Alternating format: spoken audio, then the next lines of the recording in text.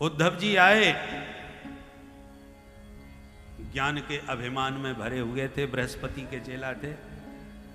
गोपियों के सामने जब ज्ञान बघाड़ा उद्धव जी ने, तो गोपियों ने उद्धव जी के ज्ञान की चादर में इतने प्रेम के डंडे बजाए कि उद्धव जी की ज्ञान चदरिया गुदड़ी बन गई। इसलिए वृंदावन में ज्ञान गुदड़ी मोहल्ला प्रसिद्ध है। गोपियों को तो एक भौरा उड़ता हुआ नजर आया, तो उसको भी भगवान का भेजा हुआ एक संवाहक दूत समझ बैठी।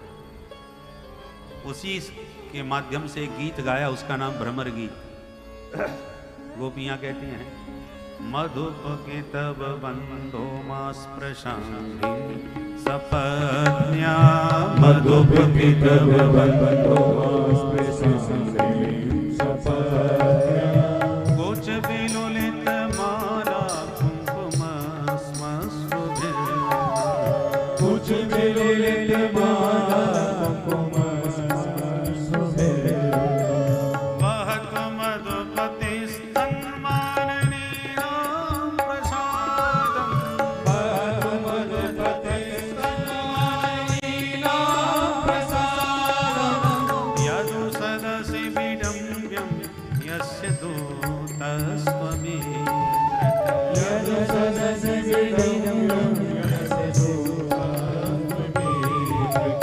मधुपति तव बन्धो, मधुपति तव बन्धो, मधुपति तव बन्धो। बहुत प्यारा ये भ्रमर गीत है। अरे भौरे, तू उसी कपटी का भेजा हुआ है, हमारे चरणों से हाथ मत लगाना, काले सब कपटी होते हैं, ये हमने समझ लिया। उद्धव जी ने जब यह दृश्य देखा तो स्तब्ध रह गए। इनको तो सारी प्रकृति में अपना प्यारा बंसी वाला ही दिखता है। चरणों में गिर पड़े उद्धव, सारा ज्ञानाभिमान विगलित हो गया। 6 महीने तक ब्रज में रह करके गोपियों से संवाद हुआ। उवास कतचिन मासान, स्थिति ये हो गई उद्धव जैसे ज्ञानी की। गोपियों की चरण धूल को माथे से लगा के कहते हैं, आसाम हो चरण रेणु जो सामहं श्याम, वृंदावने किमपि गुल्मलतौ शरीरा, यादुस्त्यजं स्वजनमार्यपथं च हित्वा, भेजुर्मुकुन्द पदवी श्रुतभिर्भ्रमया।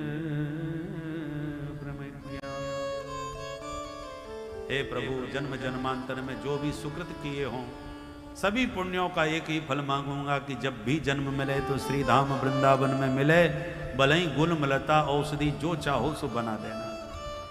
ऐसे भाव में भरे उद्धव जब वापस आए, भगवान बोले, आओ ज्ञानी जी महाराज, ऐसा कौन सा प्रवचन सुनाया, 6 महीना लगा दिया। उद्धव जी बोले, बात मत करो, तुम कितने निष्ठुर और निर्दयी हो, ये आज मैंने तुम्हें पहचाना। ऐसी खरी खरी सुनाने लगे कि भगवान समझ गए इन पर पूरा रंग चढ़ गया। तब हृदय से लगा कि भगवान ने उद्धव से कहा, मित्र, यही वाणी मैं तुम्हारे मुख से सुनना चाहता था। जब से आया हूँ मथुरा में, महाराजाधिराज कहने वाले तो बहुत हैं, परंतु मेरे कान खींचने वाला, मधुमंगल श्रीदामा की तरह खरी खरी सुनाने वाला कोई नहीं है। तुम ही तो एकमात्र ले दे के मेरे मित्र हो मथुरा में। अब तुम्हारे भीतर भी वही भाषा आ गई जो मेरे प्रेमी सखाओं की थी। नेत्र बंद करा के भगवान ने दिव्य अलौकिक वृंदावन का दर्शन कराया। अदृश्यन चरम चक्षुषा, वह अलौकिक वृंदावन चरम चक्षुओं से नहीं देखा जा सकता। तब भगवान की वह दिव्यता उद्धव जी जाने, और ऐसे प्रेमी सखा के साथ एक दिन कुब्जा पर कृपा किए, एक दिन अक्रूर जी के आंगन को भी पावन बनाए। इसके साथ पूर्वार्ध संपन्न होकर 50वें अध्याय से उत्तरार्ध प्रारंभ होता है। 49 अध्याय में पूर्वार्ध।